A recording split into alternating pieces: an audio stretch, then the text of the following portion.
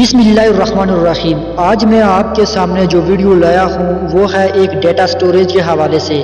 آپ نے تو ڈیٹا سٹوریج کے بارے میں بہت کچھ پڑھا سنا اور دیکھا ہوگا، لیکن میں کچھ الگ طرح سے آج آپ کے سامنے بیان کروں گا، ٹیکنالوجی کو مد نظر رکھتے ہوئے کہ انسان ایک ڈیٹا سٹوریج۔ السلام علیکم ورحمۃ اللہ وبرکاتہ، میں ہوں عدیل منظور ماگرے اور آپ دیکھ رہے ہیں info of ڈنگاٹال star he.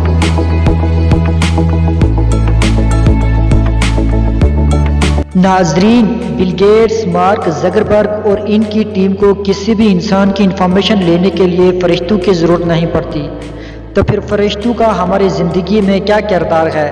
The data collection. قرآن پاک میں ارشاد بارک تعالیٰ ہے، اور پھر ہم ان کے منہ پہ مور کر دیں گے، ان کے ہاتھ ہم سے باتیں کریں گے اور ان کے پاؤں ان کے لیے گواہی دیں گے۔ بعض روایات کے مطابق ہمارا پورا جسم ہماری گواہی دے گا۔ انسانی جسم میں آخر ایسا کیا ہے جو خود انفارمیشن دے گا؟ اس کو جاننے سے پہلے ہمیں جینیٹک میموری تھیوری کے بارے میں جاننا ہوگا کہ جینیٹک میموری تھیوری کیا ہے۔ انسان ایک ایسی میموری چپ ہے جس کے اندر میموری کو محفوظ کیا جاتا ہے۔ مثال کے طور پہ آپ کی نسل سے کوئی جنگجو گزرا ہے، اس کی کچھ خوبیاں اور کچھ خامیاں آپ کے اندر ضرور موجود ہوں گی۔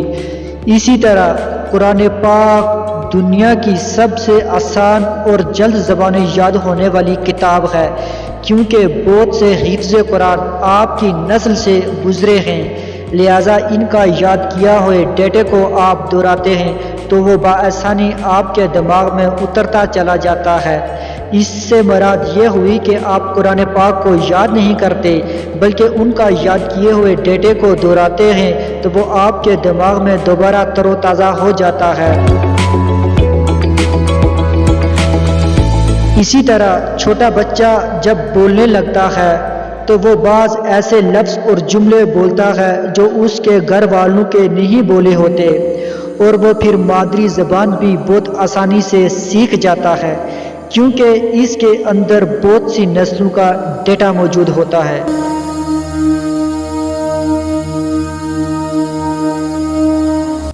میموری کی یہ تمام اقسام انسان کے اندر ایک چپ میں موجود ہوتی ہیں جسے ڈی این اے یعنی ڈی آکسی رائبو نیوکلک ایسڈ کہتے ہیں۔ ڈی این اے کو سمجھنے سے پہلے اس کے بارے میں کچھ جان لیتے ہیں۔ اگر انسان مر کے مٹی ہو جائے تو اس کی ہڈیوں میں اس کی انفارمیشن باقی رہ جاتی ہے۔ انسان کا ڈی این اے اتنا طاقتور ہے کہ ایک پاؤ ڈی این اے میں پورے براعظم ایشیا کا ڈیٹا آ سکتا ہے۔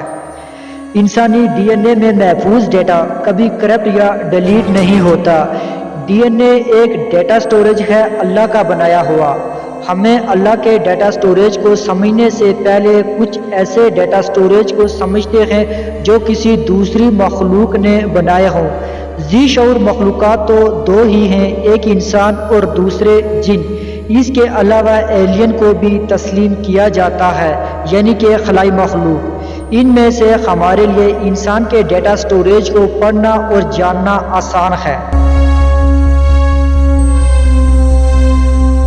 ناظرین، جیسا کہ میں نے پہلے آپ سے کہا تھا کہ بل گیٹس، مارک زکربرگ اور ان کی ٹیم کو دنیا کے کسی بھی انسان کی انفارمیشن لینے کے لیے فرشتوں کی ضرورت نہیں پڑتی، کیونکہ یہ سب کچھ انٹرنیٹ کے ذریعے سے ہی کنٹرول کر رہے ہوتے ہیں۔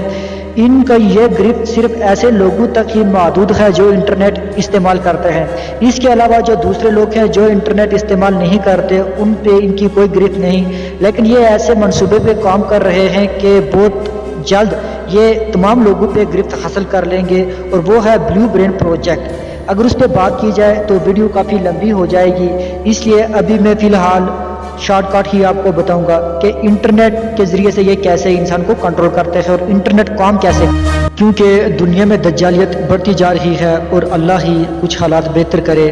اب آتے ہیں اپنے موضوع سخن کی طرف کہ انٹرنیٹ ویب سائٹس کا ایک جال ہے۔ اب انٹرنیٹ پر چلنے والی تمام ویب سائٹس کے پیچھے ایک مخصوص کوڈنگ ہوتی ہے جسے HTML کہتے ہیں۔ یہ خفیہ زبان ہوتی ہے۔ اس زبان میں یہ طے کیا جاتا ہے کہ انٹرنیٹ پر چلنے والی تمام ویب سائٹس کیسی دکھائی دیں گی، اب اس میں مواد کہاں شو ہوگا، کس جگہ اشتہار پلے ہوگا اور کس جگہ آرٹیکل رکھے جائیں گے، یہ سب کچھ بظاہر نظر آنے والی ویب سائٹس کے پیچھے مخصوص کوڈنگ میں لکھ دیا جاتا ہے۔ ناظرین، بالکل اسی طرح انسانی جسم کے حصوں میں موجود خلیوں کے اندر ایک پیچیدہ زبان موجود ہوتی ہے جسے ڈی این اے یعنی ڈی آکسی رائبو نیوکلک ایسڈ کہتے ہیں۔ پورے جسم کا نظام ڈی این اے کی فراہم کردہ انفارمیشن کے مطابق ورک کرتا ہے۔ یہ نظام کچھ اس طرح ورکنگ سٹیپ کرتا ہے، مثال کے طور پہ آپ کے سر کے بال کٹ گئے ہیں یا پھر آپ کے انگلیوں کے ناخن کٹ گئے ہیں تو ڈی این اے بالوں کو کنٹرول کرنے والے ہارمونز کو جینیٹک انفارمیشن سینڈ کرے گا۔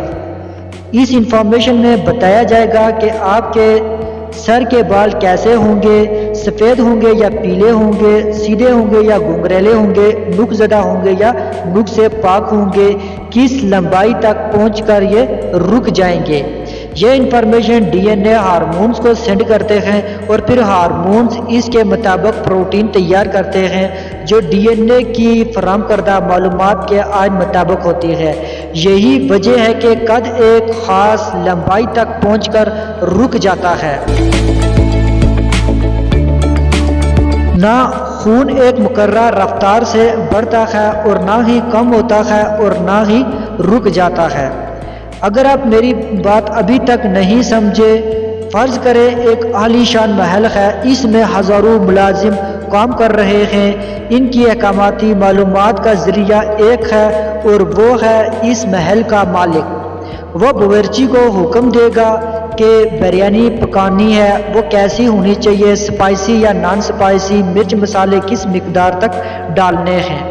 بالکل اسی طرح ہارمونز کا کام ناخنوں اور بالوں کی بڑھوتری ہے، لیکن ڈی این اے یہ بتاتے ہیں کہ ناخن یا بال کیسے ہونے چاہیے۔ پورے جسم کے پیچھے ڈی این اے یعنی ڈی آکسی رائبو نیوکلک ایسڈ کی مخصوص کوڈنگ کام کر رہی ہوتی ہے۔ اسی کے ساتھ میری آج کی ویڈیو اختتام پذیر ہوئی۔ ویڈیو کو لائک، سبسکرائب اور شیئر کرنا نہ بھولیے گا۔